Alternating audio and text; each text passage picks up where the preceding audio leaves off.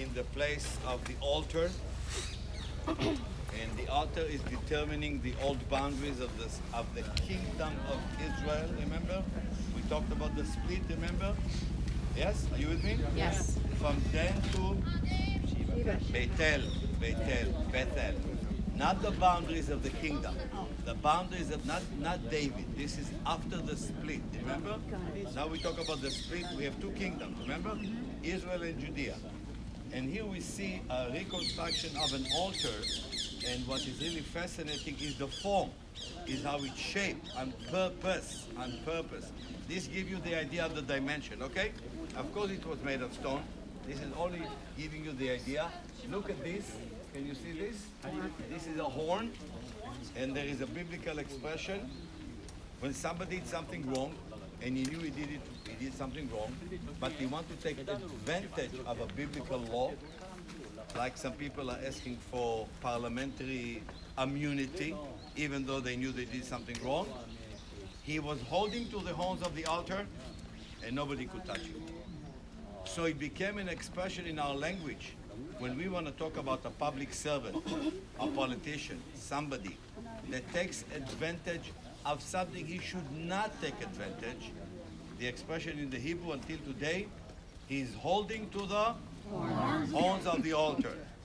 Don't forget, he's holding to the horns of the altar. In the Hebrew, ne'echaz bekarnot hamizbeach. This is as much as I want to tell you here. Later on, I'm going to take you a little bit up so you can see Lebanon. You hear already the chopper, right? You hear the helicopters.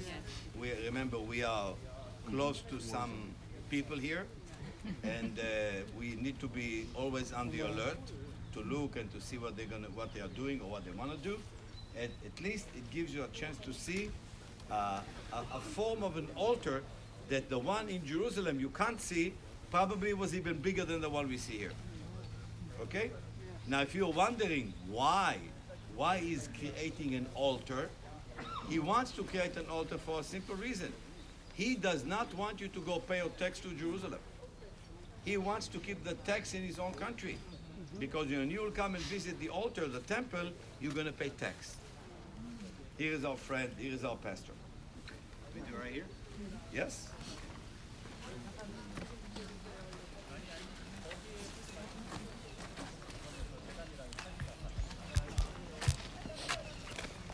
So the reference we're going to look at is pertaining to this spot right here. And we can talk about the city Dan, how the tribe of Dan didn't have a home, and they went and they conquered, they drove out the Sidonians who were living in Laish, and they took over and they called it Dan. But what happened right here in this spot is really significant. We read about it in 1 Kings chapter 12, verse 26 and 32, and Jeroboam said in his heart, now Jeroboam was the king and said, we're going to go to the north, we don't want to pay those taxes, we're going to go to the north and we're going to start our own thing. So Jeroboam said in his heart, now the kingdom will turn back to the house of David. If this people go up to offer sacrifices in the temple of the Lord at Jerusalem, then the heart of the people will turn against their Lord to Rehoboam, king of Judah, and they will kill me and return to Rehoboam, king of Judah. So there it is. We don't want them to go back to Jerusalem, to pay taxes or to give their loyalty to the king there. We want them to be here and to pay their loyalty here. So the king took counsel and made 2 calves of gold, and he said to the people, you have gone up to Jerusalem long enough. Behold your gods, O Israel, who brought you out of the land of Egypt. Gods plural, who brought you out of the land of Egypt. And he set one in Bethel, and the other he put in Dan. So there's 2 of these. The one in Bethel, I don't think they found it, but this one, they know where it is. Then this thing became a sin, for the people went as far as Dan to be before one. He also made temples and high places and appointed priests from among all the people who were not of the Levites. And Jeroboam appointed a feast in the 15th day of the 8th month, like the feast that was in Judah, and he offered sacrifices on the altar. So he did in Bethel, sacrificing to the calves he made, and he placed in Bethel the priests of the high places that he made. So right here is one of those temples that he built. You see the stones in the middle. These are the foundations from Jeroboam's day. And then Ahab, God didn't like him because he was always building temples in high places. He built it bigger. So we see the stones out here going around the outside. That's the foundations of the one that Ahab built. Now in ancient culture, isn't it weird? Like everywhere you go in ancient culture, they're worshiping the bull. Like even today, you go to India and Nepal, what are they worshiping? They're worshiping cows. And you have to leave them alone, they're holy. The bull is a symbol of strength and power. The bull and cattle as a whole were incredibly important to the people, to the economy.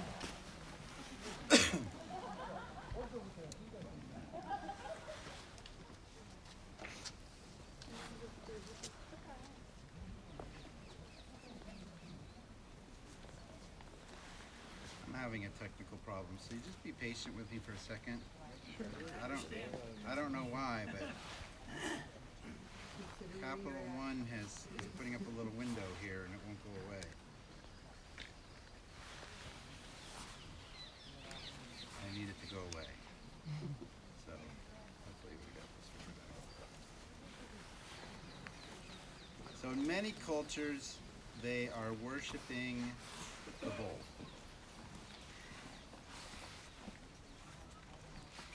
This is the weirdest thing in the world. Alright, go away. Okay. Anyway, now I'm going to read really small font. The bull provided food, it provided dairy, it provided leather, it provided labor. Cattle were synonymous to wealth. If you had cattle, not only were you rich, but you had things that created more wealth. And so the people looked to the strength of the bull for many reasons. One, to keep their crops alive. They said, if our crops are going to stay alive, we need to honor the bull, to provide a bountiful harvest, to give victory in battle. These are the things they looked for, that the bull that they worshipped would give them. Now the Egyptians worshipped the bull, and they had a god named Hapi, or Happy. I like to say Happy, you know. Their god was Happy. The god of the Nile River. The Babylonians worshipped bulls. The Canaanites worshipped bulls. The Assyrians, the Persians, the Sumerians, who were the people who lived here before Dan took it over, and the Mesopotamians worshipped bulls. That's just to name a few. Like everybody was worshiping bulls. So to put it in modern vernacular, back in the day, you know, they could have said, oh, but Mom, Dad, everybody's doing it. Everybody's doing it. Not a lot is known about how they worship. You know, you get some pictures into some cultures and what they would do, and it usually involved a sacrifice. And so they would bring a bull to their altar or to their place of sacrifice. They would declare it a deity. This is a deity, and then the sacrifice would be releasing it to be reincarnated as another being. That was one of many, many different ways that they would worship bulls. Now, what Jeroboam did here was not original. He wasn't coming up with anything original. You know, everything he did was some form of imitation, even the shape of his altar, some form of imitation. You remember in Exodus 32:5, Moses is up on the mountain. Moshe is up on the mountain, and everyone's down below, and they're like, Moses isn't coming back. You know, what do we do? I have an idea. Let's worship a cow. So that's what happened there. And the people decided that the God of Moses had abandoned them. So of course, let's worship a cow. So they made a golden calf, and they declared the image of the calf to be the God who brought them out of Egypt, just like Jeroboam did. They did that back in Exodus. This is the God who brought you out of Egypt. And they declared a new feast back in Exodus as an event to worship the new image. And these are all the same things that Jeroboam did. In Exodus 32, we get a general idea of how they worshiped the calf. They built an altar. They offered burnt offerings and peace offerings to it, so animals were killed. And then they literally gave the image something that was due only to God, and they did it on their own terms. They did it on their own way. They didn't do anything as God had prescribed it. So they made offerings, they ate and drank, and most likely the food from those offerings. And then it says they rose up to play. Yes. Now, that word play, it's not indicative of anything that God has prescribed for worship. You don't see this kind of behavior. It means to laugh or to sport or to mock. It is not an act of reverence. It is not an act of respect. In fact, when Moses came down, he thought the camp was under attack. These people were just having such a crazy time. There was no battle. They were just doing something to please their own flesh. So when Jeroboam came here and he declared that the golden calf images, and he said, well, since my land is so big, I need to do two of them. He declared, same thing, these are the gods who brought you out of Egypt, because that's what Israel remembered. They remembered they were slaves in Egypt. They remembered they were delivered from Egypt. And they had feasts that they would practice to remind them of that. They still do. And so he said, these are the gods, and in fact, we're going to make a new feast. He declared a new feast that was exactly 1 month after the Feast of Booths. It wasn't anything new. It was an imitation. So 1 month before, 7th month, 15th day, they would celebrate the Feast of Booths and how God preserved them while they were in the wilderness. 1 month after that exactly, Jeroboam creates an imitation. And they have a feast, and this is what they're doing up here. So now these images are being declared as the God who brought them out of Egypt, and the feast too, a copycat celebration of what these false gods had done for Israel. And all of this, we see something that is common to humanity. Man is motivated by jealousy. Jeroboam was motivated by jealousy. He didn't want to lose his people. He didn't want to lose his revenue. He didn't want to lose his recognition and his honor. And this is the heart of Jeroboam and why he established these altars. Man is not willing to worship God on God's terms. Man wants to worship God on his own terms, the way he wants to. Another thing, man wants to worship in a manner that pleases himself. You know, I want to do something that makes me feel good. I want to do something that, you know, satisfies me, that's all about me. And that's when we see people worshiping idols, that's what they're doing. Idol worship was the avenue through which the people in that day partied. They had prostitutes, they had drunkenness. I mean, that is their avenue through which they do it. Nowadays, we don't need to say we're worshiping idols or we're doing religion. We just do it in our culture. But in that day, that was their avenue to do these things. Man also wants a worship that is acceptable. You know, they don't want to be judged and they don't want to be told they're different. They want to do something that the media and the culture and the people in Hollywood and all their friends say that is good, that is acceptable. And that's what they were doing here. Everybody worships cows. Everybody's doing it.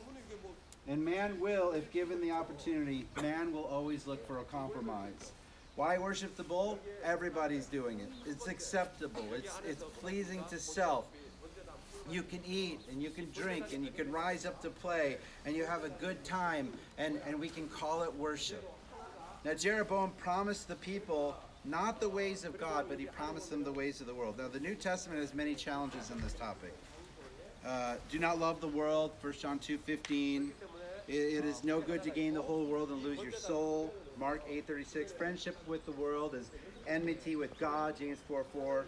But the one that really speaks to this kind of situation is in Romans chapter 12, verse 2, where he says, do not be conformed to this world, but be transformed by the renewal of your mind. Now, this literally is telling us, do not be conformed to the pattern of this world. And we've already talked about the pattern. Man wants to do things his own way. Man is motivated by jealousy. Man wants to do things on his own terms. Man wants to do what pleases himself. So Jeroboam had the pattern. He was motivated by fleshly desire, like jealousy. He sought to imitate what is socially embraced and acceptable.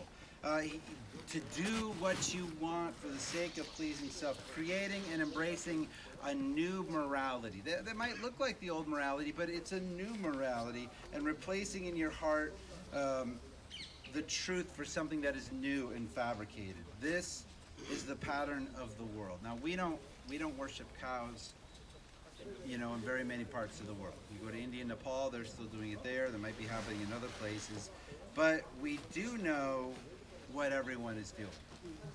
You know, if you have teenagers, they will tell you everybody is doing it. If you watch the news, they will tell you what everyone thinks is right. We do have that. And we do face the temptations to exchange truth for half-truth, or for natural for unnatural, or sacrifice for selfishness. All of that is still there. The things that created this to happen, that caused this to happen, all of those things are still in play. Those patterns are still in play, and we face them. We're challenged by them. And so the ruins here today are ruins. And I pray that in our life, that the patterns that created this thing, that those things would also be in ruins too. Amen. That's what we got. Amen. So check it out. Ahab built some of this, Jeroboam built some of this, and here it is, right here. So, Pastor Chad, what's the significance of the bull on Wall Street? What? The bull what? And Wall Street. It's true. Right? A bull market means I just what? know when I People play. come. Like Robin and all that. Yeah, I know when I play kids, the bear market, the bull market, that's all I know.